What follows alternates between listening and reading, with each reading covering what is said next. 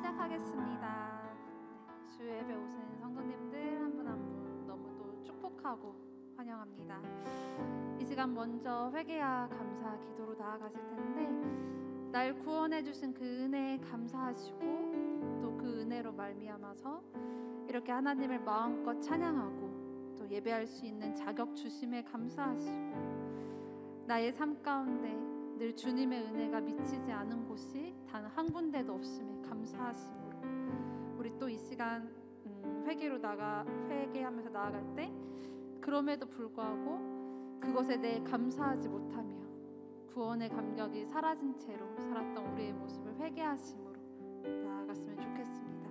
우리 다 같이 감사와 회개 기도로 예배 시작하도록 하겠습니다. 기도하시겠습니다. 하나님 감사합니다. 죄인된 우리를 주님의 보혈의 공로로 구원하여 주시고 주님 앞에 이렇게 나올 수 있는 자격을 허락하여 주심에 감사합니다. 저희의 삶 속에 주님의 은혜가 미치지 않은 곳이 단 한 군데도 없습니다. 저희들 더욱 감사하지 못하고 불평과 불만으로 살아왔던 날들을 고백하며 또 회개합니다.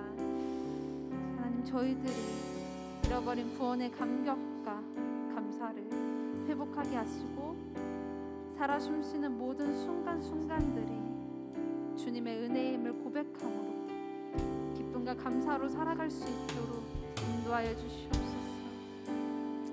또한 주님을 예배하는 이 시간, 저희가 마음과 정성을 들여서 주님을 찬양하며 예배하게 하시고, 이러한 찬양의 고백이 저희의 삶 속에도 끊이지 않도록 하나님 인도하여 주시고, 연약한 저희를 주님의 은혜로 붙들어 주시옵소서.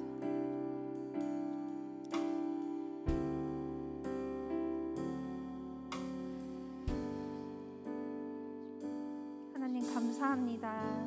오늘도 이렇게 하나님의 은혜로 이 자리에 나오게 하시니 감사합니다. 하나님, 저희들 구원의 감격과 기쁨이 사라진 삶의 모습들을 이 시간 회개하며 나아가기 원합니다. 저희들 멀어졌던 마음들을 다시 주님께로 돌이키며 회복하게 하여 주시고, 우린 늘 돌아서지만 단 한 번도 변치 않으시는 주님의 사랑을 기억하고 감사하며 올 한해 주님께 돌아가서 다시 십자가의 길을 걸어나갈 수 있도록 인도하여 주시옵소서. 오늘 예배의 시작과 끝을 모두 주님께 맡기오며 예수님 이름으로 기도드렸습니다. 아멘.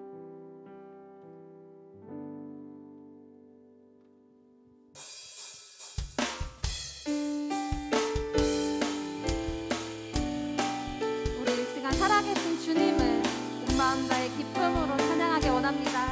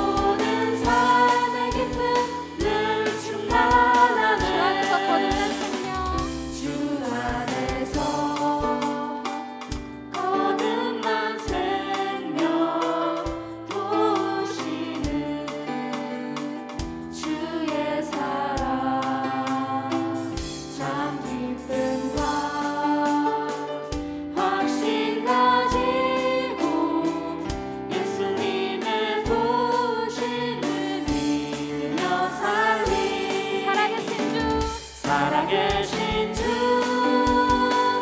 나의 참된 소망 걱정 근심 전혀 없네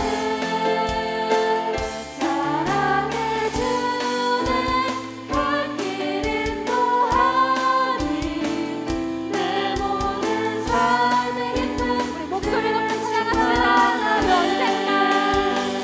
그 언젠가 죽을 때까지 주를 위해 싸우리라 승리의 힘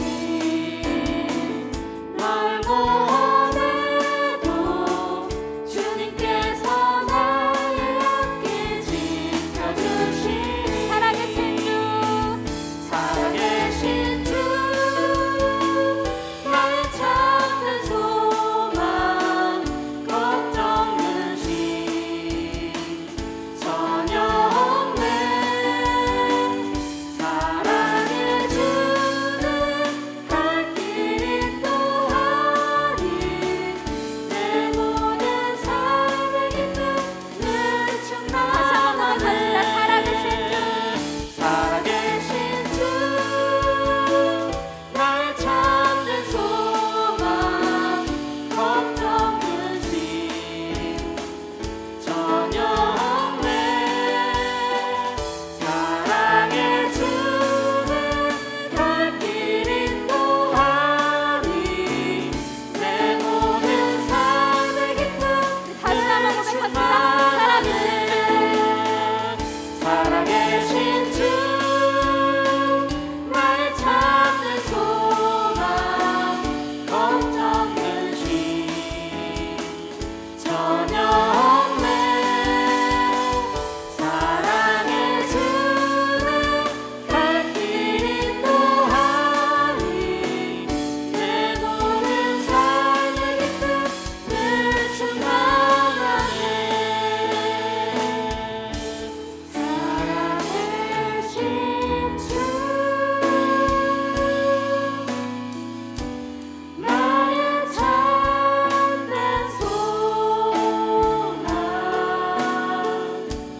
걱정 근심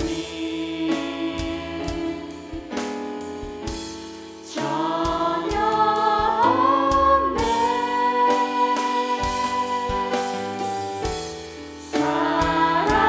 사랑해 주네 갈 길 인도하니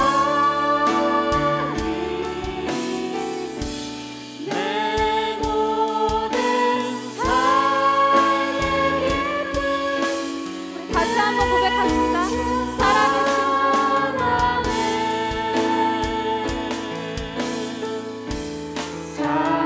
살아계신 주 나의 참된 소망 걱정 근심 전혀 없네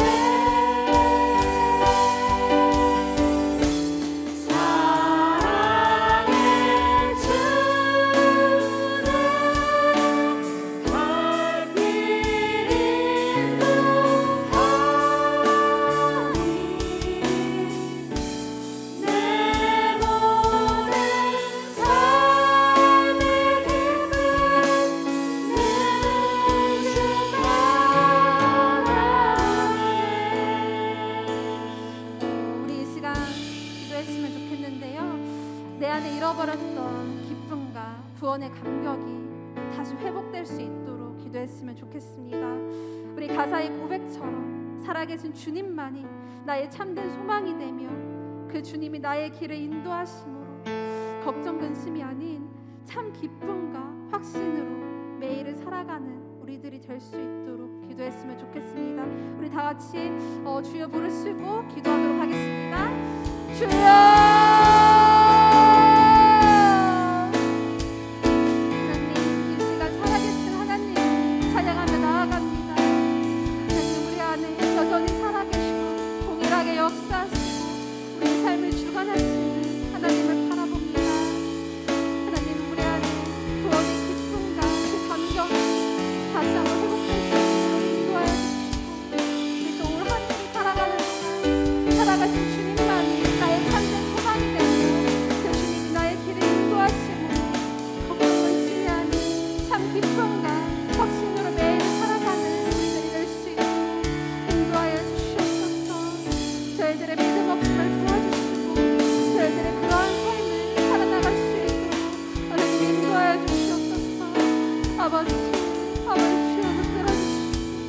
아버지 함께하여 주시옵소서. 잃어버렸지 않고 아버지 구원의 기쁨과 감사를 회복할 수 있게 하나님이 인도하여 주시옵소서. 아버지 저희들의 마음을 돌이키고 다시 복음 앞에 나아갈 수 있도록 다시 나아갈 수 있도록 돌아갈 수 있도록 하나님이 인도하여 주시옵소서. 아버지 붙들어 주시옵소서.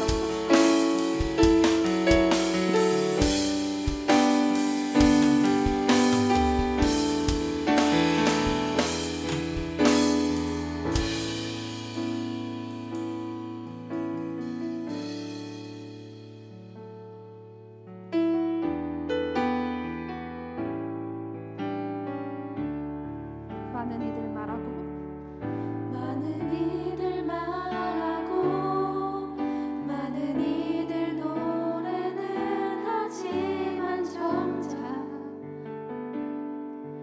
가진 않는 길 두려운 생각보다 많이 힘들고 험한 길보단 그저 말로만 가려기에 점점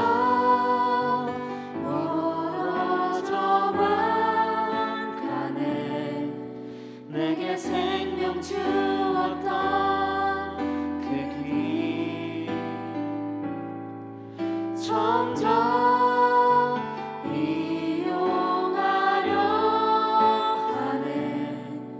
내게 사랑 주었던 그 길 다시 복음 앞에 다시 복음 앞에 내 영혼 손에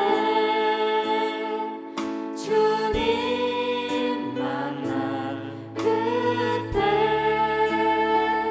나 다시 돌아가 주님께 예배 드리며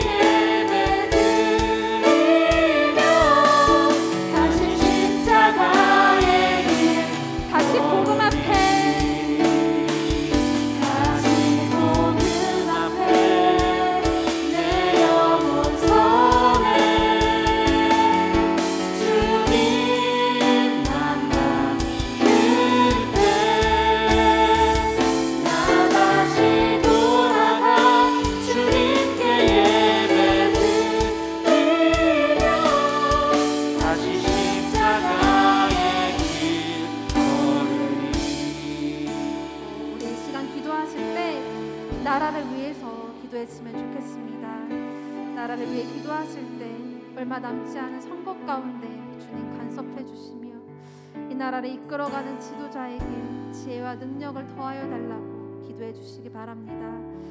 무엇보다 올해는 코로나로 인한 상황이 꼭 나아져서 일상으로 잘 회복할 수 있도록, 또 어려움을 겪었던 많은 사람들과 또 우리 교회들이 회복되는 한 해가 될 수 있도록 기도해 주시기 바랍니다. 이 땅에 복음이 죽지 않고 복음을 전하는 자들이 사라지지 않도록 기도해 주시며 한 영혼을 천하보다 귀하게 여김으로 늘 깨어 기도하며 부르짖는 우리의 한국 교회 되게 해달라고 함께 기도해 주시기 바랍니다. 우리 이 시간 나라를 위해서 함께 주여 부르시고 기도하도록 하겠습니다. 주여! 하나님, 우리나라를 늘 지켜주시고 위기의 때마다 건져주시며 항상 함께해 주심에 감사합니다. 하나님, 얼마 남지 않은 선거 가운데 주님 간섭해 주시고 이 나라를 이끌어갈 지도자에게 지혜와 능력과 주님을 사랑하는 마음과 겸손함을 더하여 주시옵소서. 올 한 해 코로나로 인한 상황이 좀 나아져서 일상으로 회복이 잘 이루어지고 어려움을 겪었던 많은 사람들과 우리 교회들이 회복될 수 있도록 인도하여 주시옵소서. 저희들 더 겸손히 주님의 뜻을 구하며 나아가기 원합니다. 또한 이 땅에 복음이 식지 않고 복음을 전하는 자들이 사라지지 않도록 하나님 인도하여 주시옵소서.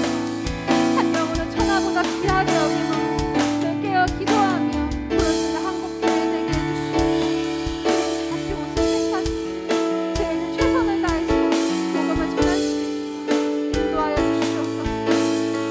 나라 사랑하는 마음을 더하여 주시고 악한 세상 가운데 늘 깨어서 지배를 분별하고 주님의 뜻을 따라서 행동하는 삶을 저희들 될 수 있도록 아버지 인도하여 주시옵소서. 세월을 아낄 수 있도록 하나님 인도하여 주시고 하나님의 뜻대로 하나님의 기뻐하시는 모습대로 살아갈 수 있는 하나님의 자녀답게 살아갈 수 있는 저희들 될 수 있도록 하나님 인도하여 주시옵소서.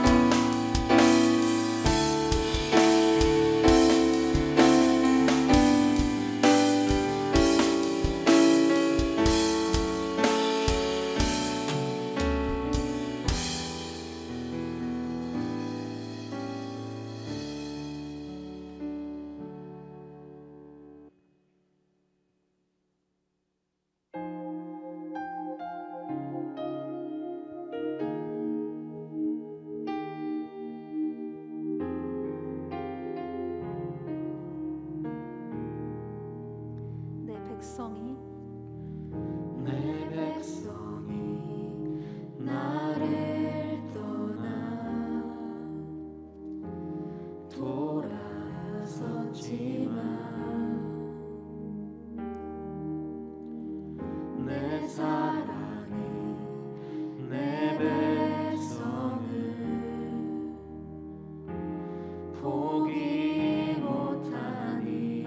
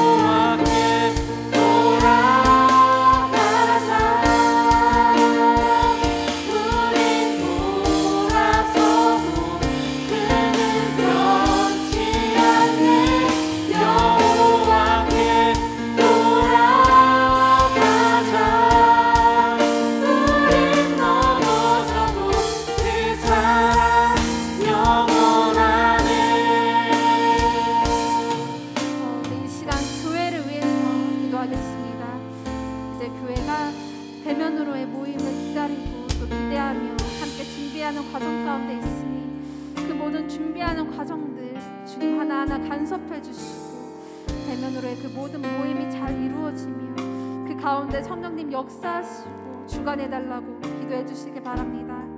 각 목장들과 교육기관 그리고 하소학당 또 제자훈련 등 새롭게 준비하며 나아가는 그 모든 곳에 하나님의 손길이 미칠 수 있도록 기도해 주시기 바랍니다. 또한 환우분들의 몸과 마음이 모두 올 한해 더 건강해질 수 있도록 기도해 주시고 하나님을 더욱 의지하며 믿음으로 하루하루 살아갈 수 있도록 성령 충만도 허락해달라고 기도해 주시기 바랍니다. 또한 교회의 마음이 아프신 분들, 정신적인 어려움이 있으신 분들 그 모든 아픔들 주님은 아시오니 치유해 주시고 만져주시며 회복하며 일어날 수 있는 마음의 힘과 믿음을 달라고 기도해 주시기 바랍니다. 우리 이 시간 교회의 각 기관들과 환우분들을 위해 주여 부르시고 기도하도록 하겠습니다. 주여!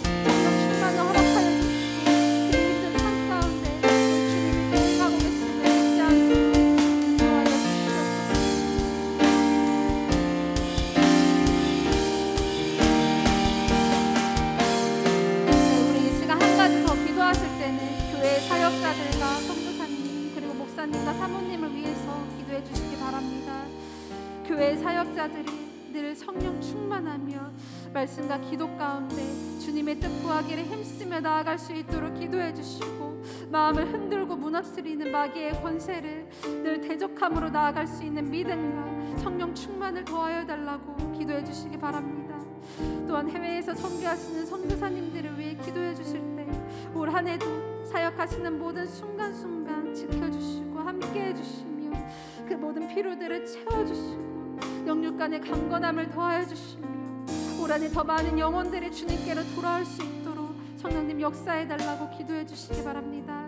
리빌드 공동체 가운데에도 함께해 주셔서 새롭게 시작하는 모든 과정 가운데 주님 세세하게 간섭해 주시며 이끌어 가시는 선교사님께도 성령의 능력을 더하여 주시고 더 많은 열매 맺는 올 한 해가 될 수 있도록 기도해 주시기 바랍니다.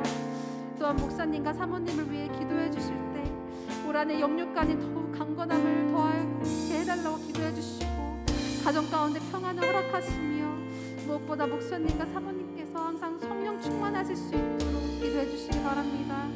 목사님 설교를 준비하시고 전하실 때 성령의 능력으로 채워주시고 수많은 생명을 살릴 수 있는 힘 있는 복음의 말씀을 전하실 수 있도록 그렇게 기도해 주시기 바랍니다. 올 한 해 교회를 이끌어 가실 때에도 주님 주신 지혜로 교회를 잘 이끌어 가실 수 있도록 지혜 또한 더하여 달라고 함께 기도해 주시기 바랍니다. 끝으로 우리들 오늘 설교를 통하여서 큰 은혜 받고 남은 한 주를 살아갈 수 있는 새 힘을 얻을 수 있도록 함께 기도했으면 좋겠습니다. 우리 이 모든 것들을 놓고 주여 부르시고 기도하시겠습니다. 주여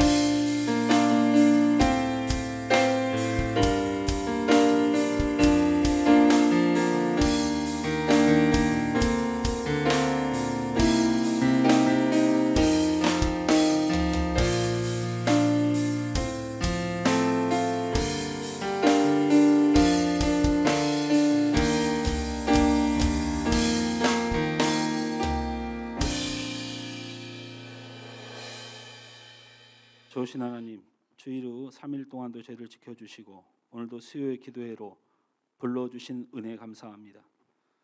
하나님의 은혜가 우리에게 허락되었음을 감사하고 또한 주님께 기도하며 간구하는 복된 시간을 허락하셨음에 감사하는 마음으로 이 시간 예배케 하여 주시고 저들이 기도하며 찬양하며 주님을 사모했던 이 일 때문에 저들이 반드시 복을 얻는 복된 시간 되도록 도와주옵소서. 오늘 귀한 말씀으로 함께 나누며 주님의 말씀이 내 안에 심은 바 되어서 귀한 열매들을 맺고 주님의 뜻이 우리를 통하여 이루어지고 우리가 또 주 안에서 복되고 귀하게 쓰임 받으며 저들의 삶이 그 일로 인하여 더 크게 복을 받는 복된 시간 되도록 인도하여 주옵소서. 피곤하고 연약한 중에 있습니다. 우리의 삶을 지키시고 오늘도 주의 성령으로 충만케 인도하여 주옵소서. 예수님의 이름으로 기도하옵나이다. 아멘. 하나님 말씀은 에베소서 1장 15절에서 19절 말씀입니다. 한 절씩 교독하고 마지막 19절은 함께 읽습니다.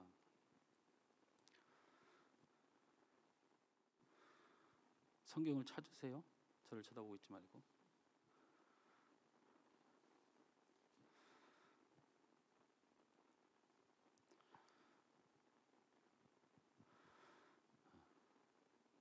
성경책이 안 깔려 있어 핸드폰에? 수많은 어플 중에 성경 어플이 안 깔려 있으면 이상한 거예요. 자, 한 절씩 있습니다. 제가 15절을 먼저 읽지요. 여기서 1장 15절, 여러분 16절 읽고 교독하다가 19절 함께 읽습니다. 이로 말미암아 주 예수 안에서 너희 믿음과 모든 성도를 향한 사랑을 나도 듣고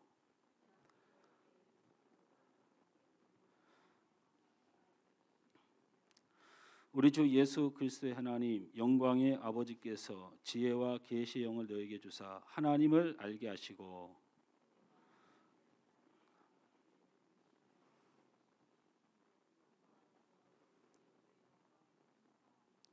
함께 읽습니다. 그의 힘의 위력으로 역사하심을 따라 믿는 우리에게 베푸신 능력의 지극히 크심이 어떠한 것을 너희로 알게 하시기를 구하노라. 아멘.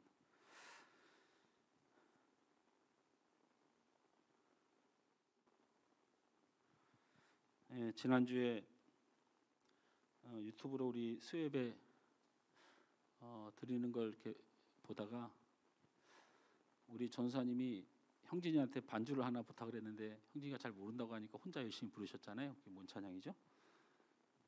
기억이 잘 안 나네. 뭐였더라? 찬송가였는데 그죠? 안쓰러워서 혼났어요. 제가 어떻게 기타라도 좀 쳐주고 싶더라고.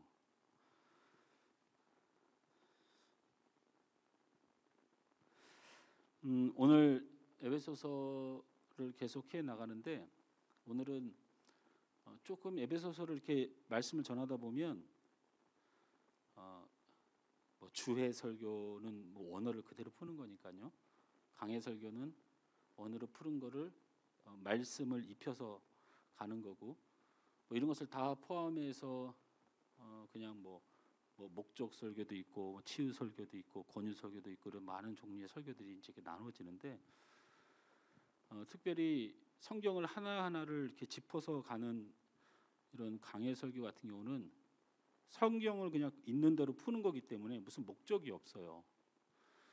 그러니까 어떻게 보면 누가 찔림을 받든지 누가 거기에 대해서 깨달음을 얻든지 하나님 뜻에 달린 거예요. 왜냐하면 목적이 없으니까 어떤 기도 제목을 가지고 하는 게 아니니까. 그러다 보니까 말씀을 들을 때 중복되는 것도 많이 있지만 좀 이렇게 분명한 메시지가 아닌 그냥 성경을 이야기하는 것 같은 느낌이 드는 경우도 가끔 있어요. 근데 오늘은 조금 달라요.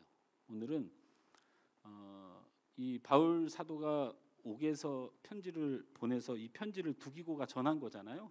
그러니까 전한 사람이 두기고죠. 저자가 아니고. 근데 이 에베소 교회를 향해서 바울이 두 가지의 칭찬과 두 가지의 아쉬움을 분명히 드러내요. 여태까지는 어쨌든 뭐 하나님의 그 은혜와 신령한 은혜에 대한 말씀을 나눴다면 이제 교회를 향해서 성도를 향해서 두 가지의 칭찬과 두 가지의 안타까움을 이야기를 해요. 두 가지 칭찬이 어떤 것인가 먼저 보면 우리 15절 16절을 다 같이 한번 우리 보죠. 15절 16절 시작. 이로 말미암아 주 예수 안에서 너희 믿음과 모든 성도를 향한 사랑을 나도 듣고 내가 기도할 때 기억하며 너희로 말미암아 감사하기를 그치지 아니하고라고 했어요. 그러니까 에베소 성도들에게 무엇을 말하고 있냐면 내가 무엇인가 너희 때문에 감사하고 그 감사를 그치지 않을 정도로 좋은 게 있다, 이런 표현을 하는 거예요. 그게 뭐냐면 너희의 믿음과 모든 성도를 향한 사랑을 내가 듣고서 그런 마음을 가졌다는 거예요. 다시 말하면 믿음과 사랑에 대한 칭찬을 하고 있는 거예요. 근데 그 믿음은 어떤 믿음인가 보면 15절에 주 예수 안에 있는 믿음을 말하는 거예요. 예수 안에 있는 믿음이라는 게 굉장히 두리뭉실한 것 같지만 정확한 표현을 하는 거예요. 예수 안에 있는 믿음이란 뭘까요? 글을 사람의 말로 듣고 사람의 말로 들은 그 말이 하나님의 말씀으로 들리고 나서 그 하나님의 말씀이 이해가 돼야 되는 거예요. 그래서 이 이해가 되는 과정이 논리와 어떤 지식과 세상의 지혜로 깨달아지는 게 아니고 성령께서 알게 하시는 것이 가장 중요한데 그 과정을 거칠 때마다 무릎을 치는 현상이 생겨나요. 옛날에는 몰랐던 거 아닌데 깨닫게 되는 거죠. 지식이 아닌 하나님의 은혜로 깨닫게 되는 역사가 일어나죠. 근데 문제는 뭐냐면 이게 오랫동안 지속되다 보면 늘 하던 말이 그게 무슨 뜻인지를 잊어버리는 경우가 굉장히 많아요. 그런 것 중에 하나가 뭐냐면 예수 안에 있는 믿음이란 단어예요. 예수 안에 있는 믿음이 무엇일까 여러분에게 설명해 보라면 그래도 10년, 20년, 30년 신앙생활 하셨는데 어떻게 우리 사모님 앞에 한번 나와서 예수 안에 있는 믿음이 뭡니까 물으면 설명할 수 있겠어요? 믿음은 뭐고 예수 안에 있는 믿음은 뭘까요? 예수 안에 있는 믿음이라는 말은 반대말을 생각해 보면 돼요. 반대말은 예수 밖에 있는 믿음이 있다는 거죠. 믿음이라는 게 존재를 하는데 그게 예수 안에 있는 믿음이 있고 예수 밖에 있는 믿음이 있다고 생각하고 말씀을 해보면 예수 안에 있는 믿음이라고 하는 것은 예수님이 누구신지 정확히 알고 믿는 믿음을 말해요. 예수 안에 있다는 믿음은 굳이 표현하자면 예수님이 누구신지 정확히 알고 믿는 믿음, 이것을 예수 안에 있는 믿음이라고 그래요. 여러분 예수님은 하나님이시죠. 예수님은 하나님이시죠. 그리고 예수님은 온 천하 만물을 주관하시는 주권자시죠. 아멘. 여러분의 인생을 주관하신다니까요. 그래서 제가 오늘 기도할 때 제가 이 기도는 목회하는 내내 지금까지 수요 기도회 때마다 한 번도 빠지지 않고 기도하는 기도가 있어요. 그게 뭐예요? 오늘 하나님이 허락해 주셔서 온 자리라고 제가 기도합니다. 여러분 그냥 왔다고 저는 생각하지 않아요. 어떻게 예배 자리에 그냥 오는 일이 있습니까? 그렇지 않습니다. 하나님의 다 뜻이 있고 하나님 주관하시죠. 그러니까 예수님은 우리의 인생을 주관하는 주관자신 걸 믿으십니까? 주권자인 걸 믿으십니까? 자, 또 우린 예수님을 어떻게 믿어요? 예수님이 십자가에 죽기까지 우리를 사랑하셨다는 사실을 믿죠. 예. 자, 예수 안에 있는 믿음이라고 하는 것은 예수님을 정확히 아는 믿음을 말하는 건데 우리가 예수님에 대해서 정확히 알아야 되는 것은 그분이 하나님이라는 것과 그분이 우리의 인생을 주관하신다는 것과 그분이 우리를 위하여 십자가에 달려 죽으신 구세주라는 사실, 이 세 가지 안에 있는 믿음이에요. 믿으십니까? 자, 그런데 우리의 믿음이 흔들리는 이유가 뭘까? 바로 이 예수를 안 믿으니까. 우리가 믿어야 될 분이 하나님이시에요. 우리의 인생을 주관하시는 분이에요. 우리를 사랑하시는 분이에요. 이 예수님을 믿는 믿음이 우리의 믿음인데 우리가 이것이 흔들릴 때는 왜 그래요? 이분을 안 믿는 거예요. 그럼 뭐를 믿어요? 현상을 믿고 나를 믿고 내 능력을 믿을 때 흔들리는 거예요. 내가 하나님 앞에 어떤 일을 해나가는데 내가 그것의 주관자라고 생각하는 순간 흔들리는 거예요. 상처받는 거예요. 힘든 거예요. 내가 내 가정 안에서 살아가는데 내가 대단한 믿음으로 살아가지는 않지만 내 가정의 주관자가 나이라고 생각할 때 너무 힘들고 지치는 거예요. 내 자녀를 바라볼 때 그 자녀를 주관하는 것이 하나님이라는 사실을 잊어버리는 믿음은 흔들리는 믿음이 되는 것입니다. 우리의 믿음이 믿음의 대상이신 예수님과 관계가 없이 내 열심과 내 정성을 근거로 한다면 결국 우리의 삶은 혼란 가운데 빠져들어요.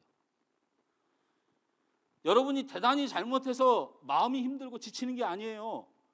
우리의 믿음의 대상은 예수밖에 없는데 예수 밖으로 내가 되었을 때 결국엔 흔들리는 거예요. 그래서 빌립보서 3장 3절 말씀에 이런 말씀을 했어요. 하나님의 성령으로 봉사하며 그리스도 예수로 자랑하고 육체를 신뢰하지 아니하는 우리가 곧 할례판이라 이렇게 말했어요. 이게 무슨 말이냐면 말이 되게 복잡한데 그냥 띄워놓으면 우리를 신뢰하지 말고 성령과 그리스도만 바라보며 나타나도록 우리가 살면 된다는 거예요. 근데 우리는 반대로 하죠. 예수의 자랑 사라지고 내가 했다 하는 순간 우리는 잘 될 때는 괜찮게 가는 것 같다가 나중에 힘들 때는 싹 무너지잖아요. 예수가 없으니까, 성령이 없으니까. 육체를 신뢰하지 않고 오직 성령으로 봉사하고 그리스도로 살아야 됩니다. 여러분, 정신일도 하사불성이란 말은요, 우리 기독교 용어가 아니에요. 정신일도 하사불성, 이게 무슨 뜻이에요? 정신을 한 곳으로 모으면 무슨 일이든지 할 수 있다. 제가 지금 아직도 안 돌아가셔서 그분이 굉장히 오래 사시네요. 제가 중학교 2학년 때인가 피모 목사님이 지금 살아계시죠 아직도. 신영균 목사님은 돌아가셨어요? 있잖아요. 엉덩이 하늘 높이 막 붕붕 뛰면서 성경 구절 외우시는 분 있잖아요. 그분이 막 그런 걸 외쳤어요. 부흥이 오시면 정신일도, 그럼 우리가 정신일도 하사불성 막 이렇게 외쳤어요. 한자막 쓰시면서. 그래서 뭔가 하려고 마음을 막 열심히 모으면 뭐가 된다 막 이런 식으로 가르쳐서. 그리고 우리 한국교회 지금은 한 10년 정도 지난 이야기지만 한 10년도 20년도 지난 얘기지만 우리 그 빈센트 필이라고 하는 그 작가가 쓴 긍정의 힘 뭐 이런 긍정의 사고 이런 책들이 대단히 히트를 쳤었죠. 특별히 우리에게 좀 많은 영향을 끼쳤던 로버트 슐러 목사님이 아주 그 긍정의 힘을 믿고 미국부터 시작해서 엄청난 열풍을 일으켰죠. 우리 한국교회도 뭐 이런 것들로 인해서 뭐 거의 휩쓸었죠. 뭐 긍정적인 사고가 나쁘진 않습니다. 그런데요, 제 말 잘 들어보십시오. 긍정적인 사고와 행동이 우리의 신앙의 영성을 일으킬 수는 없습니다. 일으킬 수는 없어요. 왜 일으킬 수 없는 줄 아세요? 우리 함 집사님은 살다 보면 막 힘들고 어려운 일 많죠? 네? 없어요? 함 집사님 살이 많이 빠졌어요. 지독하게 요즘. 아침에 막 1시간 걷고 가요? 근데 살이 많이 빠진 이거는 뭐 다른 게 아니고 굉장히 이뻐지시고 장로님이 장가를 잘 갔네 지금 보니까. 보세요. 함 집사님이 제가 잘 못 되길 바라겠어요? 제가 함 집사님이 못 되길 바라겠냐고요. 저는 함 집사님이 잘 되길 바라고요. 그리고 굉장히 팬이고 늘 감사한 마음이 있어요. 우리 혜경 집사님이 마음이 아프길 바라겠어요? 제가? 여러분, 제가 그렇게 긍정적으로 생각하고 제가 좋아하는 분들이고 제가 그렇게 늘 잘 되길 바라는 마음이 있다고 그게 영적인 것을 살려 일으키지는 않아요. 내 열심과 내 정신일도 하사불성이 성도들을 전혀 유익하게 못합니다. 제가 누구를 의지할 때? 제가 예수를 의지할 때만이, 내가 예수께 간절히 구할 때만이, 내가 예수의 능력을 믿을 때만이, 그분이 하나님 되시고 그분이 우리의 구원자 되심을 철저하게 믿고 내 사랑이 앞서지 않고 내 생각이 앞서지 않고 주님을 앞세우고 집사님들을 보고 주님을 앞세우고 우리 성도들을 바라볼 때 저는 그 주님께 기대를 거는 겁니다.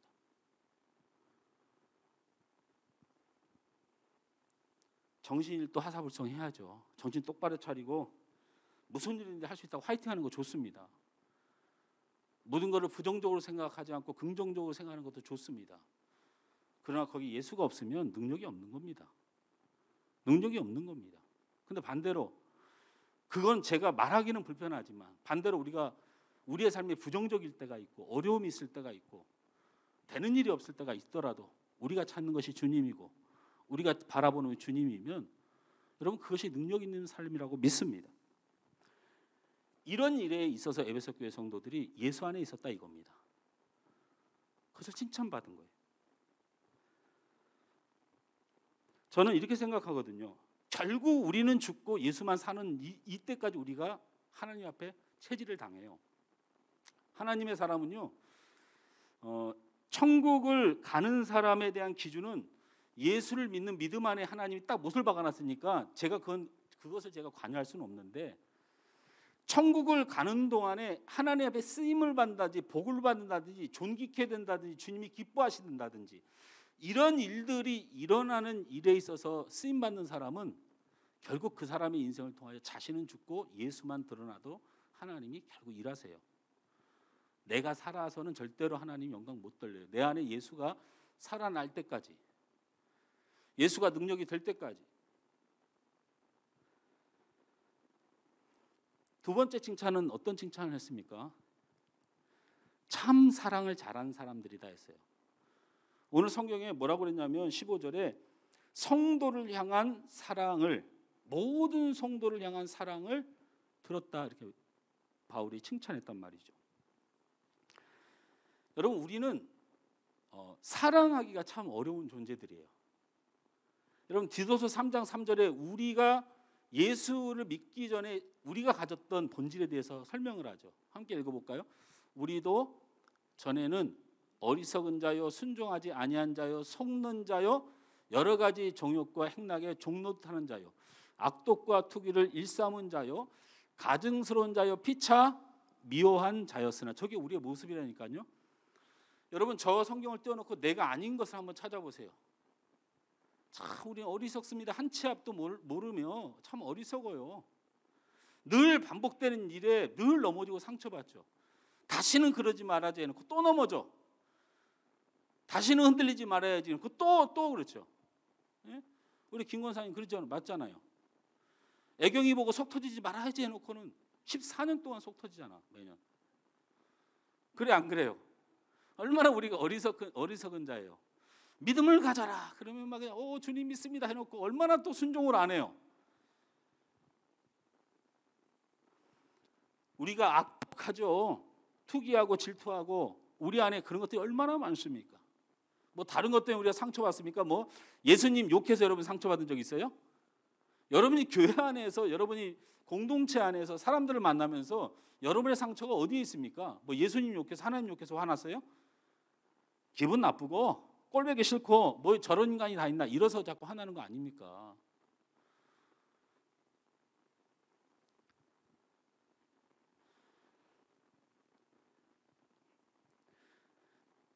우리가 그리고 얼마나 가증스럽습니까? 그리고 가장 중요한 건 우리가 사람을 참 잘 미워합니다. 얼마나 미운지 몰라요. 잘 미워요.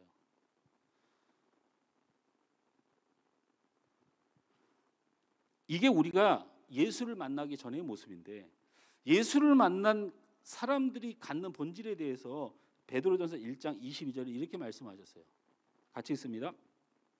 시작. 너희가 진리를 순종함으로 너희 영혼이 깨끗하게 하여 거지지 없이 형제를 사랑하게 이르렀으니 마음으로 뜨겁게 서로 사랑하라. 제가 말씀드렸잖아요. 저 이런 성격을 교육도 못 받을 때 제가 신학교 가기 전에 제가 예수를 만나고 성령 안에서 뜨겁게 만나고 제게 달라진 게 뭐냐면 미운 사람이 사라진 것이라고 제가 수십 번 수천 번 설교했었죠. 지겨울 정도로. 신기한데 그래서 신학교에서 말씀을 보다 보니까 이런 말씀이 써 있더라고. 예수를 믿으면 우리의 마음이 깨끗하여져서 사랑을 하되 더 뜨겁게 사랑할 수 있구나. 그러니까 제가 우리 성도들을 통해서 제가 인격적으로나 제 성격적으로나 성향상 또 뭐 여러 가지로 제 그 옛사람이 남아 있어서 저를 통해서 조금 상처를 받고 기분 나쁜 분들이 나타날 수는 있지만 제가 미워하는 사람은 단 한 사람도 없습니다. 그건 하나님 앞에 제가 약속할 수 있어요. 이걸 말하는 겁니다. 우리가 진리 안에 순종하고 진리이신 예수님을 받아들이면 우리의 영혼이 깨끗하게 되어서 거짓이 없이 형제를 사랑하게 이르는데, 사랑만 하는 것이 아니고 더 뜨겁게 사랑한다, 죽기까지 사랑한다는 뜻이에요. 예수를 믿는 자의 절대적 변화, 영혼의 깨끗함이고 사랑한다는 게 특징이죠. 미움이라는 것이 상대도 죽이고 나도 죽는 거 아닙니까? 그래서 미움은 살인하는 것이라고 성경이 말할 만큼 하나님의 나라에서 허용할 수 없는 중대한 이슈입니다. 여러분, 내 안에 미움이, 원망이 멈추지 않는 문제는요, 이게 보통 심각한 문제가 아니에요. 사실은 여러분, 우리 믿음의 주이신 예수님께서 이 땅에 우리 하나님의 사람들이 이루어야 될 두 계명을, 하나님의 사랑하는 것과 이 땅의 이웃을 사랑하는 것을 못을 딱 박아놓으셨잖아요. 그죠? 예수 믿으면 생겨나는 것이 하나님 사랑과 이웃 사랑이란 말입니다. 결국 사랑이라는 거예요. 믿음을 소유했다는 증거는 미움이 사라지고 사랑이 남는다, 이렇게 표현해도 과언이 아니란 얘기입니다. 그러면 나는 사랑하는 자인가, 사랑이 넘치는 자인가 생각해 봐야 돼요. 넘치진 않아도 변함없는 사랑이 내 안에 있는가에 대한 고민을 해야 되는 거죠. 왜냐하면 그것이 믿음에 소유했다는 증거라고 제가 말을 했으니까. 근데 고민을 해보면 많은 고민이 되잖아요. 매튜 헨리라고 하는 성경에 아주 그 유명한 그 주석가가 있습니다. 좀 우리나라에 박윤선 박사님, 박용용 박사님 뭐 이런 분들 아주 많고, 요즘은 성경의 주해를 하도 많이 하는 사람들이 많아서 이제 그런 책들로는 나오지 않지만, 한동안 우리 한국에 그런 주석가들이 없을 때 매튜 헨리 주석을 굉장히 많이 썼죠. 근데 이 매튜 헨리라고 하는 사람의 아버지, 매튜 헨리의 아버지하고 어머니가 결혼했던 일화가 아주 유명한 게 있어요. 이 매튜 헨리의 아버지는 굉장히 가난한 사람이고요, 어머니는 굉장히 부유한 가문의 사람이에요. 두 사람이 결혼을 할 때 매튜 헨리의 어머님 가정은 너무나도 부유하고 귀족 집안이고, 이 아버지는 너무 천하고 없는 집, 가난한 집인데, 두 사람이 결혼을 하려고 하니까 이 매튜 헨리의 어머니 가문 집안에서 매튜 헨리의 아버지가 어디 출신이고 뭐 하는 사람이냐고 물었어요. 근데 이 매튜 헨리의 어머니가 아주 유명한 말을 했어요. 그가 무엇을 가졌고 그가 어디 출신인지는 모르지만 그가 무엇을 위해서 사는지는 압니다. 이렇게 말을 했어요. 이 아버지는 오직 예수를 위해서 사는 사람이에요. 주의 사랑을 실천하며 주님의 말씀을 순종하며 죽기에 헌신하며 살아가는 사람이에요. 저는 그게 대단한 연관성이 없더라도 제가 말씀드리고 싶은 건 뭐냐면, 제가 여러분에게 사랑이 많으냐, 여러분에게 대단히 그 사랑을 잘 실천하냐 묻는 게 아니고요, 무엇을 위해 사느냐를 고민하라는 거예요. 사랑이 안 되고 사랑이 실천 안 될 때 우리가 자칫하면 그래도 사랑해야 하는 목표를 잊어버린 채 내가 이만큼 했으면 됐지, 아니면 내가 이렇게 힘든데, 이 생각부터 하거든요. 사랑 못하면 사랑의 방향이라도 정확히 세워놓고 가시라는 얘기예요. 우리 예수님 말씀 듣는 사람들 아닙니까? 예수님이 사랑하라고 말씀하신 거지, 이 세상에서 우리가 사랑을 요구한 게 아니에요. 예수님이 사랑하라고 하신 그 명령을 딱 목표로 해놓고 내가 좀 부족하더라도 가는 거예요. 이게 방향이에요.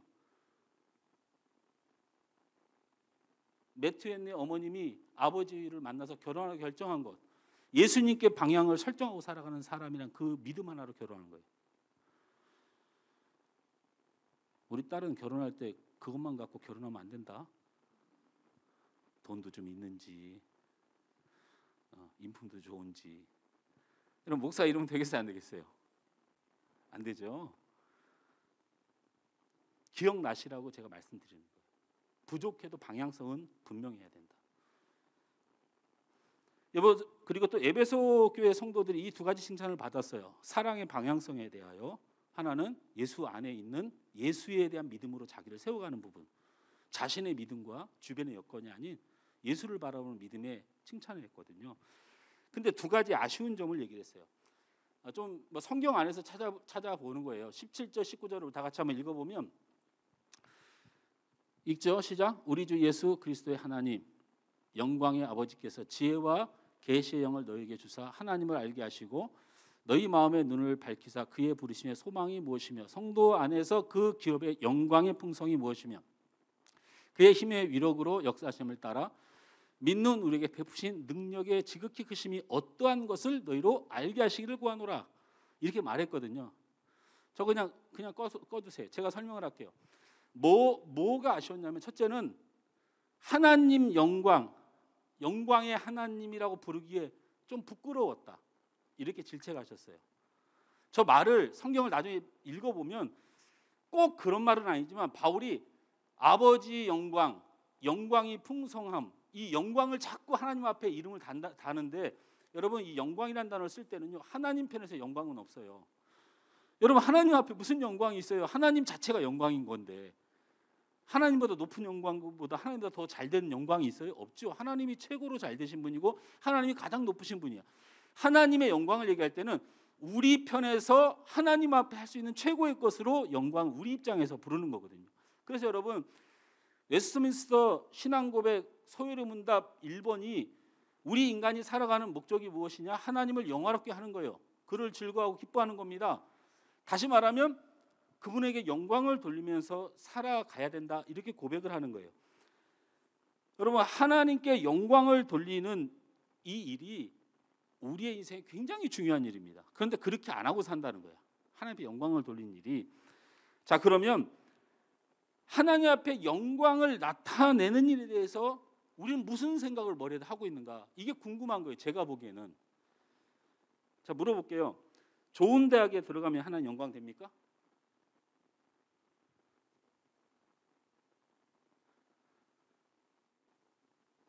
그럼 영광이 안 됩니까? 좋은 대학을 들어가면? 황진아, 좋은 대학을 들어가면 하나님께 영광이 되니?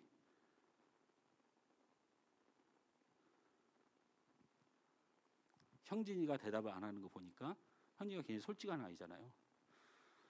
헷갈리는 모양이에요. 아니면 우리 성도들이 훈련돼 있죠. 내가 여기 대답하면 내 뒤통수를 목사님 칠 거다. 이런 게 몸에 박혀 있는 거죠. 질문에 대한. 좋은 대학에 들어가는 것, 세상에서 크게 성공하는 것, 이것이 하나님의 영광을 드러내는 일인가에 대한 질문에 그럴 수도 있죠. 그리고 그럴 수 있다고 말하자니 그렇지 못한 경우도 많아요. 성공해서 예수 안 믿는 사람들 많습니다. 성공하기 직전까지 진짜 간절했었는데 성공하고 나니까 더 예수를 안 믿는 사람들이 많고요. 대학 들어가기 전에 믿음이 대학 들어가는 믿음보다 못합니다. 애들 보면 그래요. 기껏 성도들 기도해가지고 애 똑똑하다 자랑해갖고 막 서울대 갔다고 막 난리가 나고 막 광고 다 올렸는데 그 다음 주부터 교회 안 나와요. 근데 그게 작은 일이 아니고 다반사예요. 그러니까 좋은 대학을 가고 세상에서 성공하는 일이 하나님께 영광이 될 수도 있고 못하는 경우도 있는데 저한테 물으신다면 그거는 하나님의 영광과 전혀 상관이 없습니다. 그게 하나님의 영광과 무슨 상관이 있어요? 거짓말하지 말라니까. 여러분이 돈을 잘 버는 거 그냥 돈을 잘 버는 거예요. 여러분 좋은 대학 가는 거 그냥 좋은 대학 간 거죠. 뭐 좋은 대학을 간 사람은 하나님이 특별히 사랑하시고 대학을 못 가면 하나님이 안 사랑하세요? 어떤 영광을 얘기하는 거예요? 여러분이 세상에서 돈을 많이 버는 것은 하나님 영광이 되고 돈을 좀 적게 벌면 그 사람은 하나님 영광이 안 되는 사람인 거예요? 이거 어떻게 그렇게 말을 하고 가르칠 수가 있어요? 제가 어제 저녁에 김기동 목사에 대한 그 성락교회 서울 성락교회 그 귀신론 주장하는 그거 그냥 이단이라고 하면 끝나는 문제를 지도기도 세상에서는 교회하고 연결을 시켜서 한국 교회를 다 그렇다고 주장하는데 김기동 목사가 이단인 건 둘째치고 세상 사람들에게 교회와 더불어서 동일시되면서 도저히 용서할 수 없는 게 뭐냐면 돈에 대한 욕심이에요. 핵심은 교인이나 목사나 그 교회가. 여러분 서울 성락교회가 세상의 사람들을 구제하고 섬기고 온 천하만국에 선교하기 위해서 목숨을 다하는 교회라고 들어보신 적 있습니까? 땅 사고 그때 당시에 벌써 한 3, 40년 전인가요? 1,500억, 2,000억짜리 건물 짓고 지금 모기에 9,000억짜리 건물 졌다고 욕먹는 거 비슷한 거 계속 같이 그렇게 한국 교회가 그러고 살았던 거죠.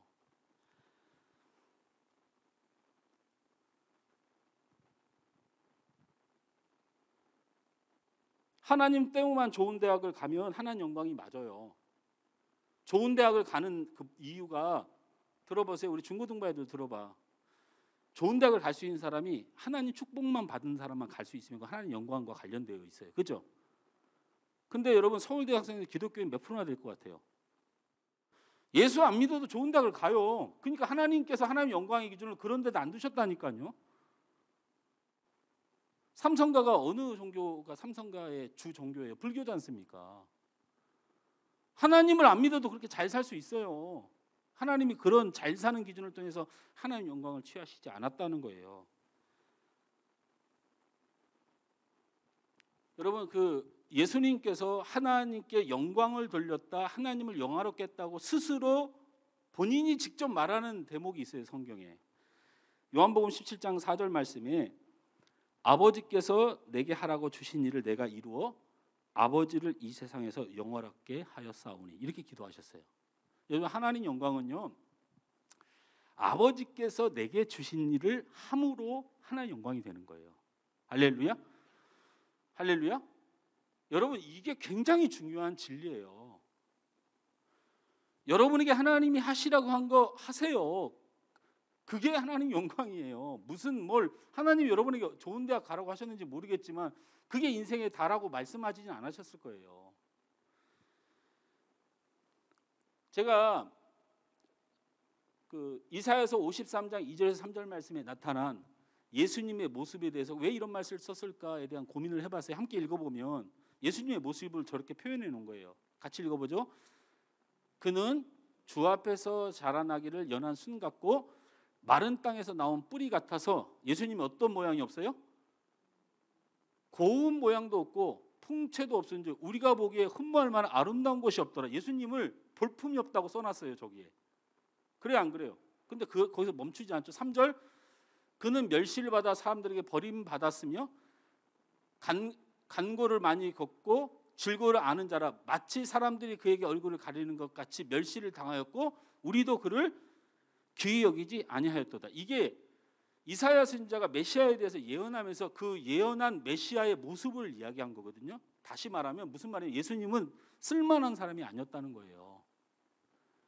귀히 여기지 않았다는 거죠. 버릴만 했다는 거야. 아름답지도 않고 별로 사람들한테 그러니까 잘 살지 못했다는 얘기야. 지금 얘기로 말하면 거지 같았다는 거지. 예수님이 거지 같고 볼 것이 없었다는 거야.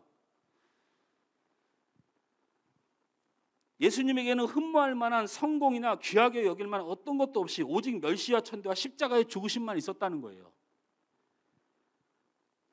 이런 예수님이 왜 하나님께 영광이 된 것입니까? 예수님이 말씀하셨잖아요. 나는 가난하고 천하고 부족한 사람이지만 하나님이 시키신 십자가의 죽음만을 위하여 사는 거예요.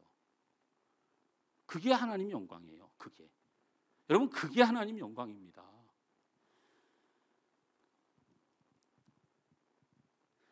세상의 실패와 성공하는 것은 하나님 영광과는 상관이 없어요. 우리가 세상에서 성공하든 실패하든 우리의 마지막은 똑같아요. 우린 단지 이 땅에서 사람들이 할 수 있는 것 말고 하나님의 명령, 주님의 사랑으로 할 수 있는 일에 목숨을 걸어야 돼요. 여러분 기도하는 거요.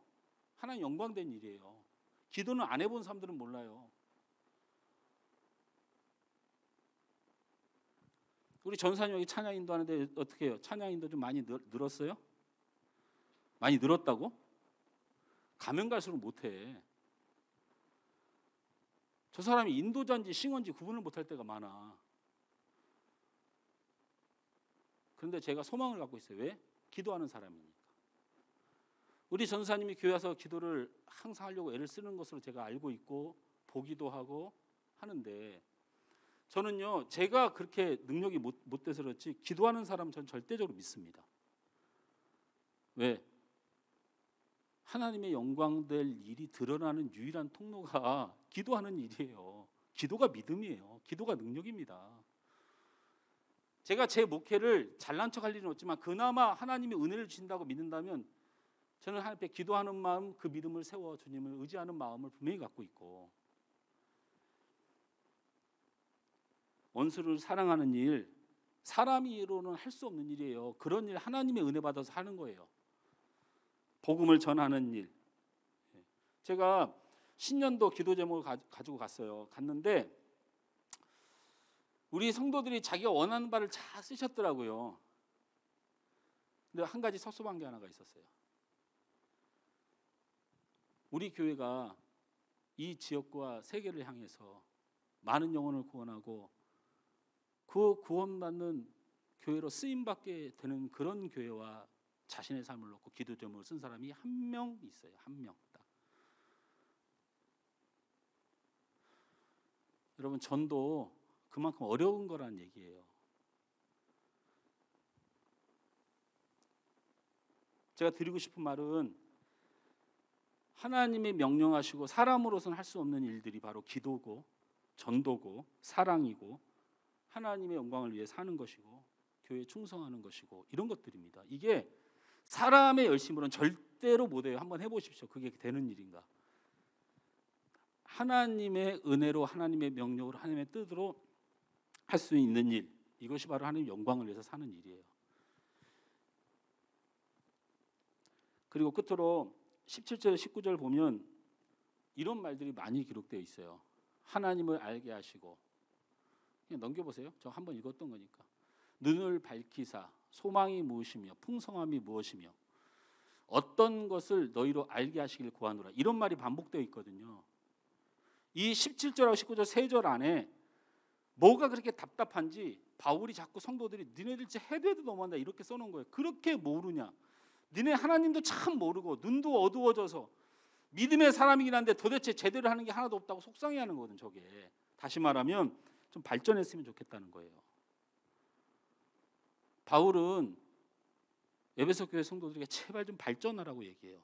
여러분, 제가 오늘 지도를 준비 안 했지만 지난주 주일날 빌립보서 하면서 제가 지도에 에베소서가 어디 있다고 그랬어요. 한가운데 있어요.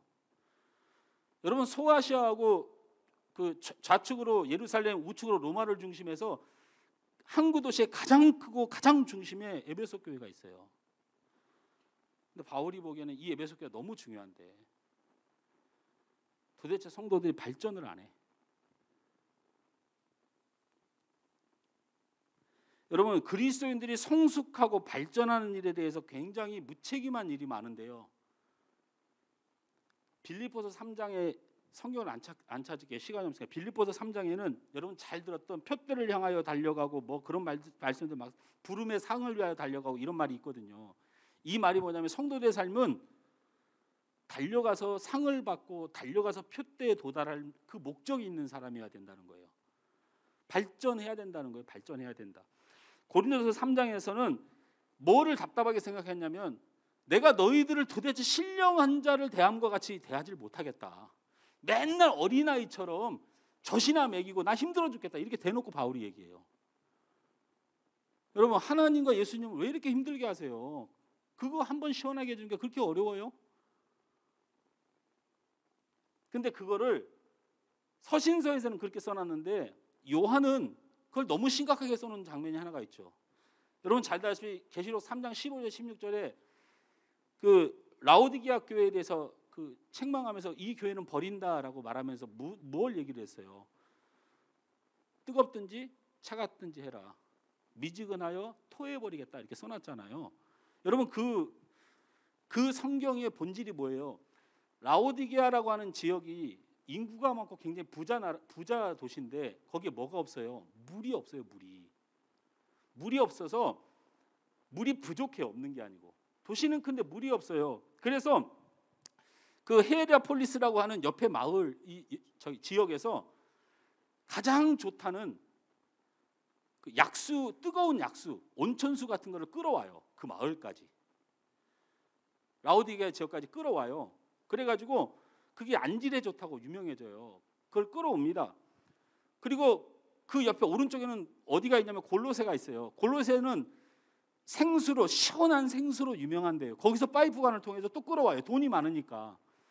골로새 지역에서 생수를 끌어오고 폴리스 지역에서 약수, 뜨거운 온천수를 끌어오는데 문제는 뭐냐면 이게 송유관을 통해서 오다 보니까 라오디게아 지역에 도착하면 다 어떻게 돼버려요? 뜨거운 물은 식어버리고 시원한 물도 식어버려서 미지근한 걸로 서로 만나는 거야. 그래서 아무 효과가 없어요. 그 얘기를 하는 거예요. 시원하든지 뜨겁든지 해야지 이것도 아니고 저것도 아니면 쓸모가 없다는 거예요. 여러분, 교회에서 뜨거울 땐 뜨거우셔야 됩니다. 교회 일을 하고 주님의 일을 할 땐 시원할 땐 시원하셔야 돼요. 성숙하지 못한다는 얘기는 뜨거울 때 뜨겁지 못하고 시원할 때 시원하지 못하는 말하는 거예요. 안주하고 자만하고 교만한 모습이에요. 우리는 성숙해야 됩니다. 발전해야 됩니다. 정말 답답한 성도들 안 됐으면 좋겠어요. 오늘 말씀 꼭 기억하셔서 한마디를 기도하시더라도 하나님, 제가 꼭 하나님 영광을 위해서 살게 해주세요. 하나님, 제가 좀 하나님을 시원케 하는 사람으로, 믿음으로나 헌신으로나 이 땅의 삶으로나 정말 하나님 보시기에 너무나도 기쁜 그런 사람, 그런 선택을 하면서 살아가는 성도로 살게 해주세요. 이렇게 기도할 수 있는 여러분 되길 바랍니다. 우리 찬양 하나 같이 하고 기도하다가 돌아가도록 하겠습니다.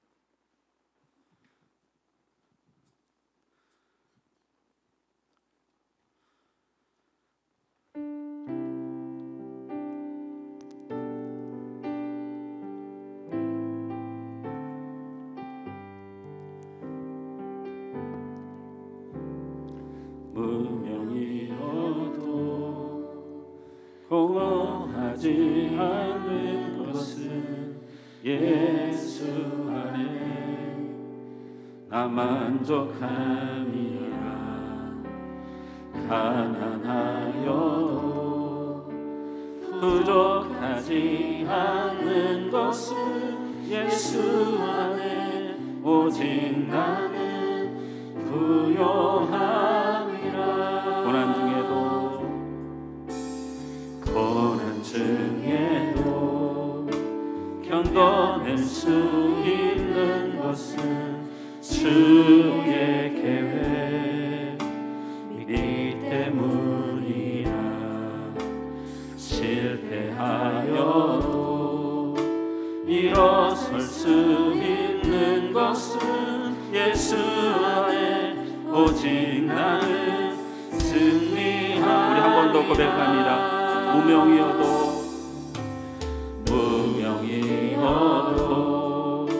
공허하지 않은 것은 예수 안에 나 만족하리라. 가난하여도 부족하지 않는 것은 예수 안에 오직 나는 부요함. 고난 중에도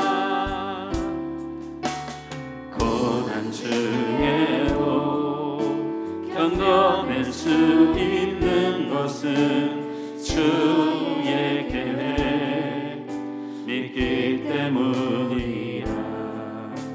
실패하여도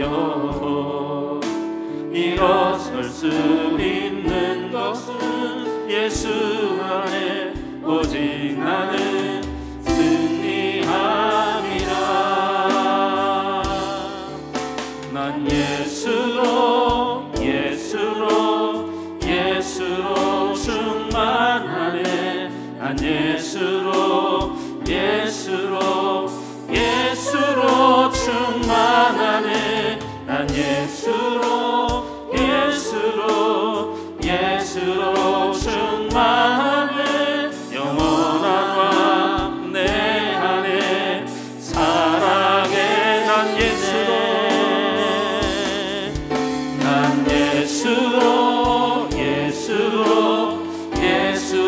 충만하네.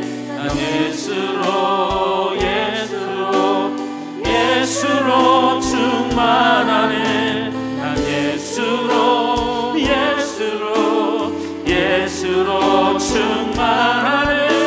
영원한 내 안에 믿음으로 다시 고백했으면 좋겠습니다. 우리 예수로 충만하고 예수가 능력이 됩니다. 난 예수로 충만하네. 난 예수로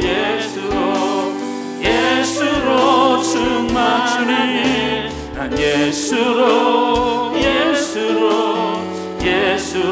충만하네. 영원한 삶 내 안에 살아계시네. 우리 이 마음을 가지고 기도하십시오. 무명이고 고난 중에 있고 가난하고 실패하고, 여러분 이런 걸로 여러분 판단받거나 하나님의 뜻이 없어지지 않습니다. 여러분 안에 예수로 충만하고 믿음으로 충만하고 그의 영광으로 충만하고 그분을 위하여 충성하며 그분을 시험케 하려는 그 목적이 분명하면, 그 은혜가 분명하면, 그 믿음이 분명하면 우리 주님께서 여러분을 부욕케 하시고 여러분을 승리케 하시고 그 주관자가 우리를 사용하셔서 여러분을 복되게 할 줄 믿습니다. 여러분 그 믿음을 가지고 우리 간절히 주여 한번 크게 부르고 말씀을 생각하며 기도하고, 여러분 각자의 제목을 놓고 기도하다가 돌아갑니다. 주여! 아버지 하나님, 오늘도 귀한 은혜로 기도를 주셔서 감사합니다. 아버지 하나님, 우리의 연약한 것들, 우리의 생각들, 우리의 마음들을 내려놓고 이 시간 오직 예수만을 바라보며 주신 말씀만을 바라보며 우리를 온전케 하시고 우리의 믿음의 근원이 되신 예수를 바라봅니다.